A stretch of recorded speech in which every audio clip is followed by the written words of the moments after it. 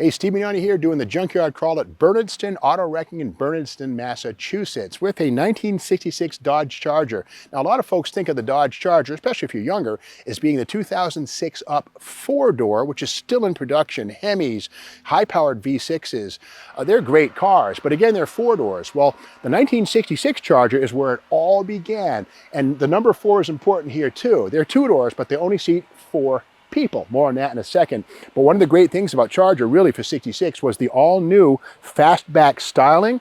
It was essentially like the Coronet, which we see over there, same basic B-body bones, but with that fastback greenhouse added to the Coronet, well, you got Dodge's first fastback offering of the 1960s.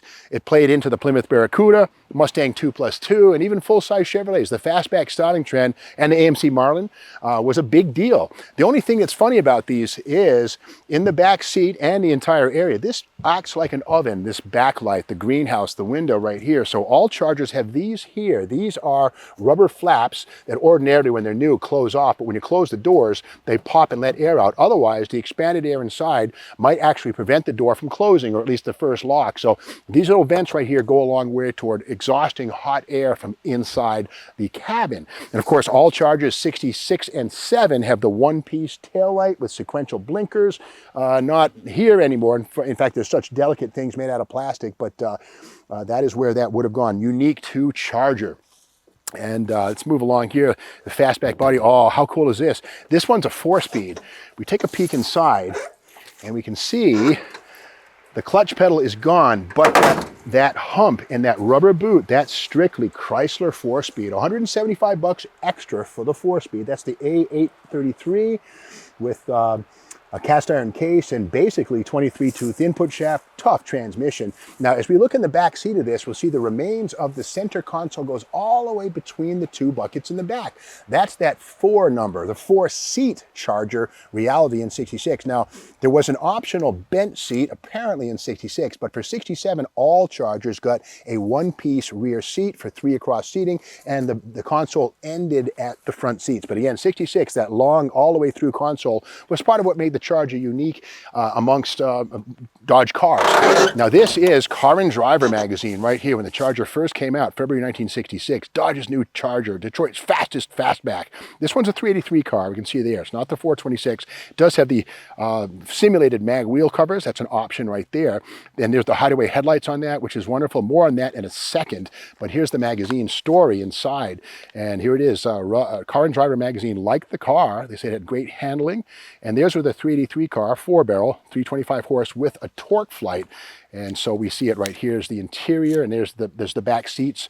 There's the standard tack, but here we have the back seats folded up and down. But again, 2 in the back, 2 in the front, 4-seat. That's Charger. The top pictures show the headlights in their retracted and their exposed conditions right there. And let's go up to the front of this thing and have a peek.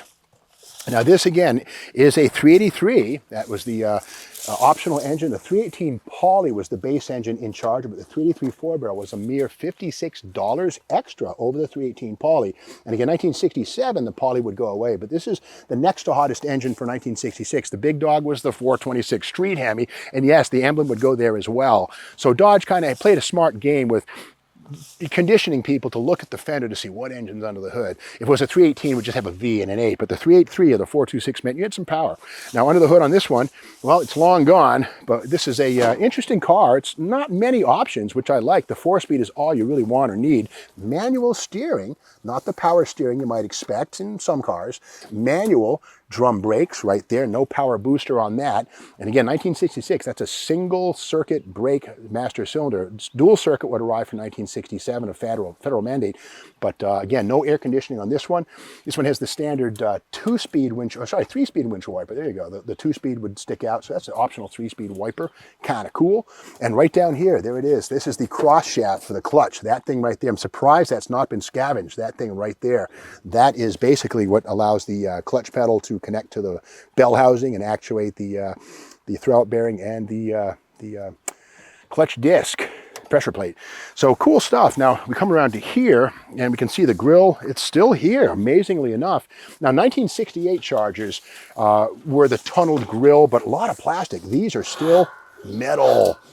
Metal, metal, metal. This is a heavy, heavy grille. And something about these headlights, these doors right here, these rotate.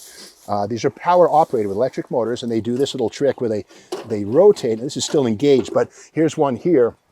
It would do this, but these are heavy metal die cast things. And I got to say that, you know, they sold 36,000 Chargers in 1966 and about half that many in 67. The restyle in 68, the Coke bottle, was a way more successful car, 96,000, 3 times as many, but cheaper car. If you look at those hideaway headlights on 68, 69, 70 Chargers, you could almost tear it out with your hands. It's kind of cheesy, plastic, but this stuff, metal, crazy. And a lot of guys would actually take this Charger grill and put it in their Coronet RT or whatever it might be and kind of get the Charger look coming down the road.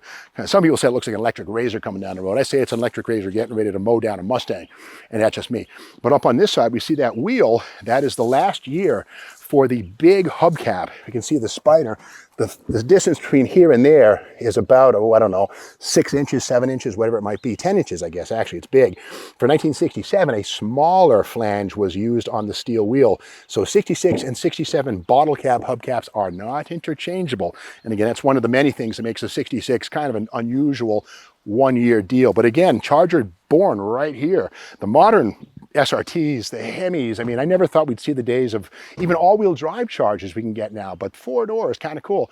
It's the hip family car for the 21st century, but it all started right here in 1966 as a 4-seat personal luxury car with the possibility of Hemi or 383 power. So if you like this video, be sure to subscribe to Steve Mack's YouTube channel, and there's plenty more where this came from.